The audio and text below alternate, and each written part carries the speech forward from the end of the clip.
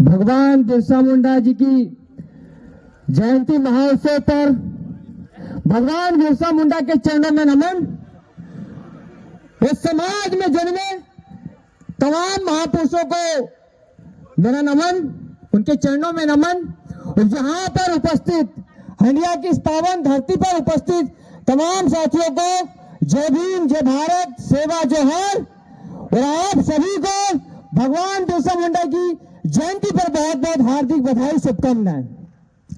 साथियों, जैसे कि हरदा में समाज के ऊपर जो अत्याचार लगातार बढ़ता रहता है और साथ ही ये सामाजिक संगठन है जय भीम आर्मी, वो तमाम संगठन मिलकर इस लड़ाई को लड़ते हैं और इस व्यक्ति को न्याय दिलाने का प्रयास करते हैं जिसका इस दुनिया में कोई मदद करने वाला नहीं है, जिसकी पीड़ा कोई समझने वाला नहीं है, जिसका दर्द उसे कोई समझने वाला नहीं है, जिसको कोई मदद करने वाला नहीं है। लेकिन आज वो लोग जो समाज में संगठन बनाकर वो तमाम लोगों की मदद करते हैं जो आज पीड़ित है। आखिर ये विचारधारा कहां से उत्पन्न हुई, आखिर ये संगठन किसकी मंशा पर काम करता है?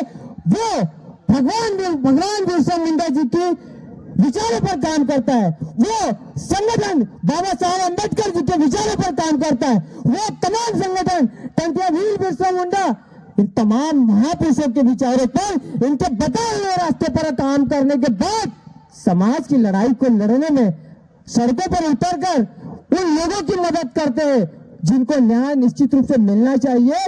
वो लोग जो सबसे अंतिम लाइन के सबसे अंतिम व्यक्ति है, उसको आज न्याय नहीं मिल पाता, उसको तमाम योजनाओं के लाभ नहीं मिल पाते। आज आप ट्रैवल एरिया में जाकर देखो, वहां पर सड़कें किस प्रकार बनी है, वहां पर नालियों की कोई व्यवस्था नहीं, शिक्षा की व्यवस्था नहीं, स्वास्थ्य की व्यवस्था नहीं।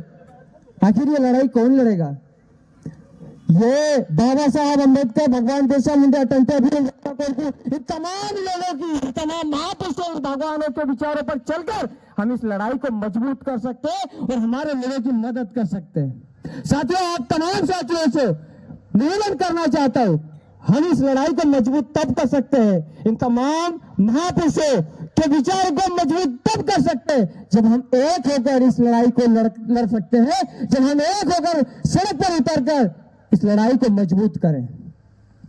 आज हंडिया में जो कार्यक्रम हुआ है बहुत बड़ी बात है और यहाँ पर जो लोग बैठे हैं बहुत ज्यादा संख्या में, एक व्यक्ति 1000 के मात्रा में बैठा है। मैं मानता हूं क्योंकि ये लोग विचारों से जुड़े हैं, हम लोग मानसिक रूप से गुलाम नहीं है, हम लोग मानसिक रूप से विकसित है, तब जाकर यहाँ पर बैठे। क्योंकि यहाँ पर बैठने में बहुत हिम्मत चाहिए भाई, यहाँ पर बैठने में बहुत दम चाहिए। यहाँ पर वही व्यक्ति बैठेगा जो इन तमाम महापुरुषों के विचारों पर चलेगा, वही बैठेगा जो बाबा साहब अम्बेडकर के संविधान को पूर्णतः मानेगा। ये यहाँ पर वही व्यक्ति बैठेगा जो समाज हित में काम करने का प्रयास करेगा, जो समाज के कल्याण के लिए काम करेगा।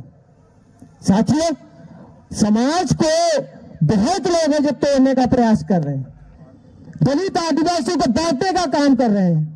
ऐसे बहुत सारे संगठन हरदा में काम कर रहे हैं जो हमें अलग करने का प्रयास कर रहे हैं। लेकिन आपको मजबूत रहना है, आपको विचारों से मजबूत होना होगा।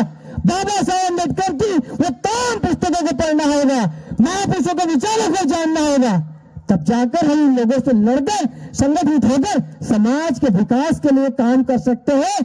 तब जाकर हम टूट नहीं पाएंगे। अन्यथा ये लोग बहुत षड्यंत्रकारी है, इनके पास हर तरह का बल है, मैं तोड़ने का पूरा प्रयास करते हैं।